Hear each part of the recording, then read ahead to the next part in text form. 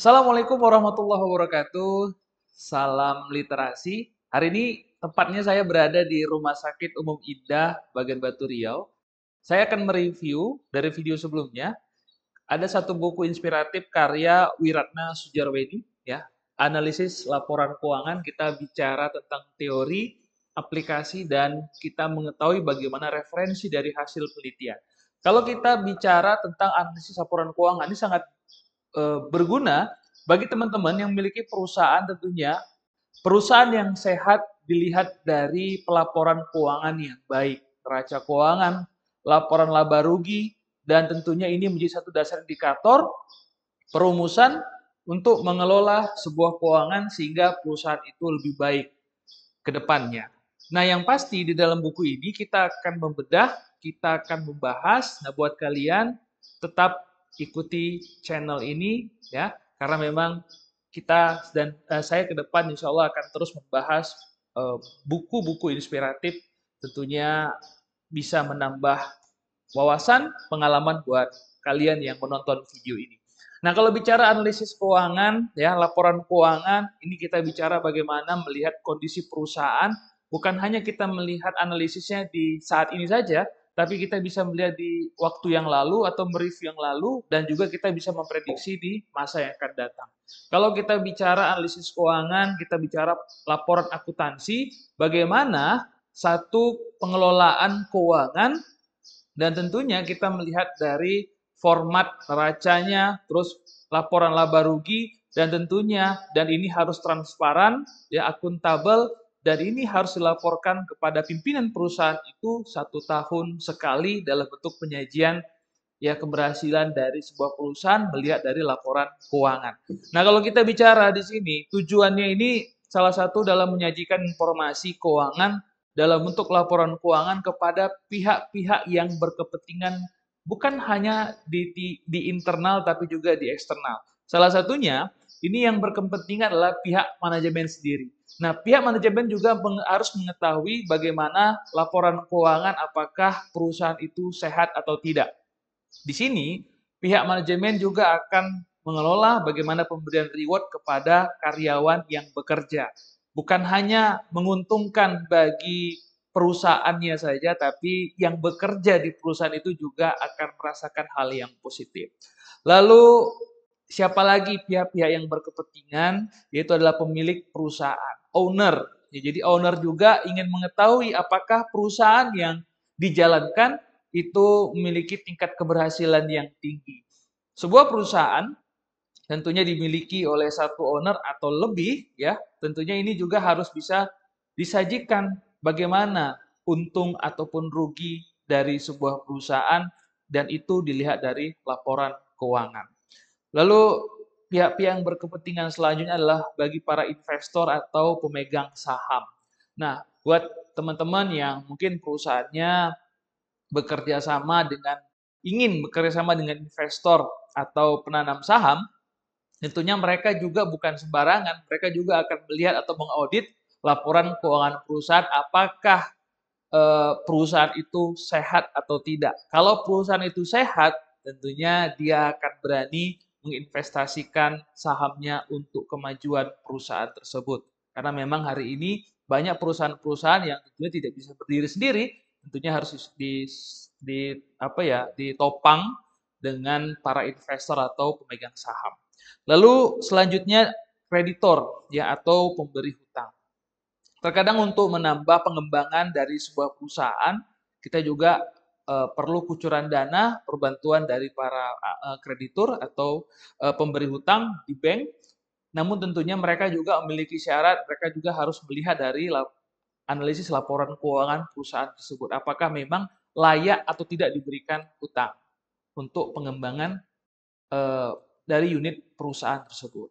Lalu pemerintah. Nah, kalau pemerintah melihat dari sisi perusahaan ini, yang berkepentingan pemerintah adalah bagaimana untuk kewajiban dalam memungut pajak berdasarkan laporan keuangan yang ada.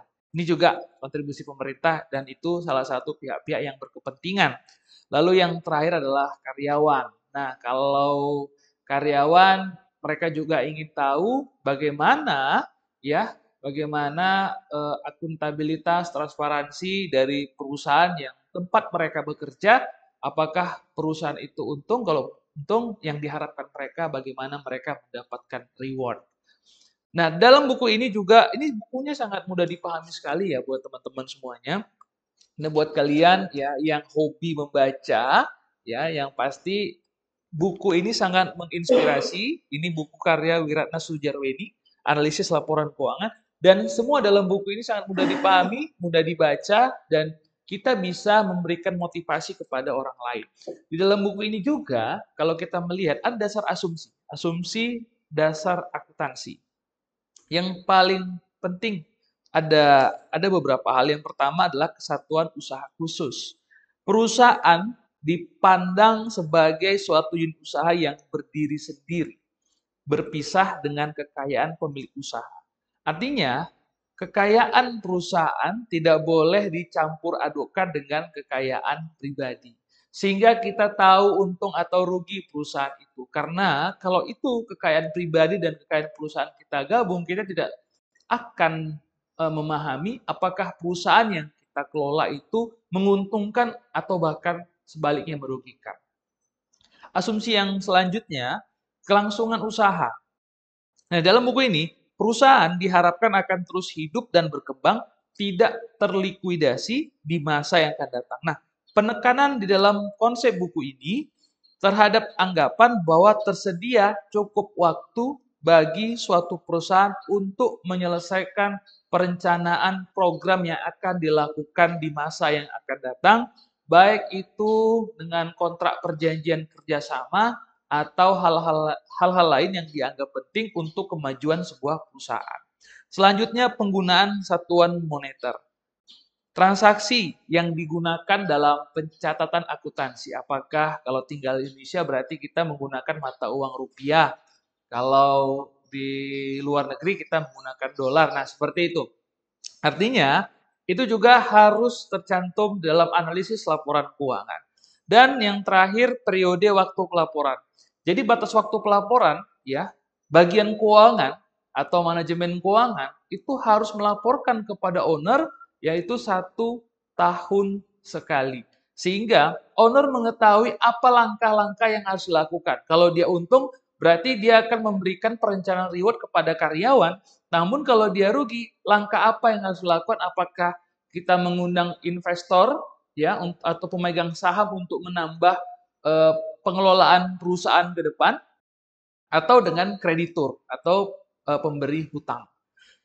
Jadi di dalam analisis laporan keuangan ini juga memiliki tujuan dan juga ada keterbatasannya, ya kan? Jadi di dalam buku yang sangat inspiratif ini, ya, di dalam buku ini dapat memberikan banyak informasi yang luas, ya, banyak informasi luas, program-program yang ingin dikelola sebuah perusahaan tentunya itu dimulai dari pengelolaan keuangan yang sehat. Dan pengelolaan keuangan juga harus dikelola oleh orang-orang yang memahami tentang keuangan. Ya, bukan sekedar hanya penempatan orang yang dipercaya oleh owner, itu jangan, ya. Dalam buku ini yang paling penting SDM, sumber daya manusia, itu memang orang-orang yang tepat yang menduduki. Karena berbicara masalah anggaran, pengelolaan keuangan ini hal-hal yang sensitif. Tapi paling tidak buat teman-teman yang menyaksikan video ini, di dalam buku ini semua tercantum, ya. Pada intinya bagaimana kita pengelolaan dengan menggunakan rumus dalam menganalisis laporan keuangan. Baik itu profit yang akan diterima, benefit, dan hal-hal lain yang dianggap sebagai keuntungan dari perusahaan dan mendapatkan efek positif bagi karyawan yang bekerja.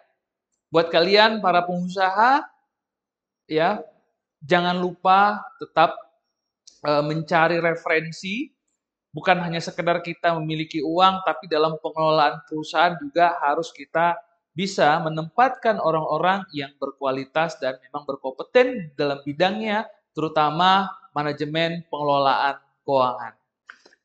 Terima kasih buat teman-teman yang sudah menyaksikan video ini. Yang pasti buat kalian yang ingin mendapatkan buku ini silakan ya nanti bisa komentar saja. Nanti kita akan diskusi. Kalaupun kalian mau buku ini, boleh nanti kita akan diskusi selanjutnya. Mudah-mudahan eh, pembelajaran informasi hari ini bisa menambah wawasan terutama bagi teman-teman pengelola usaha yang memiliki perusahaan. Mudah-mudahan perusahaan kita semua bisa sehat dan bisa meningkat sehingga kita bisa membuka cabang di daerah yang lain. Salam inspirasi buat teman-teman semuanya. Terima kasih. Assalamualaikum warahmatullahi wabarakatuh.